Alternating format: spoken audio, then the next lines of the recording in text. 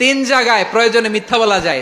কয় জায়গায় মিথ্যা বলতে? তাউরিয়া মানে কথা একটু ঘুরিয়ে বলবেন। এক নাম্বার, আপনার ওয়াইফকে খুশি করার জন্য, সে একটু এরকম না বলে একটু কৌশল করে বললে খুশি হবে, ওটা বলা যায়।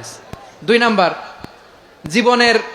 জীবন মরণের ব্যাপার, জান বাঁচানোর জন্য একটু কৌশল করে ঘুরিয়ে বললেন, এটা জায়েজ। তিন নাম্বার, দুইজন ঝগড়া লাগছে তাদেরকে মিলিয়ে দেওয়ার জন্য কৌশল করে একটু মিথ্যা বলা, ঘুরিয়ে বলা জায়েজ। দুইজনের মধ্যে দেখলেন যে সম্পর্ক খারাপ, তো একজনরে বললেন, ভাই সে তো ওই দিন আপনার ব্যাপারে অনেক প্রশংসা। কি আমার ব্যাপারে প্রশংসা?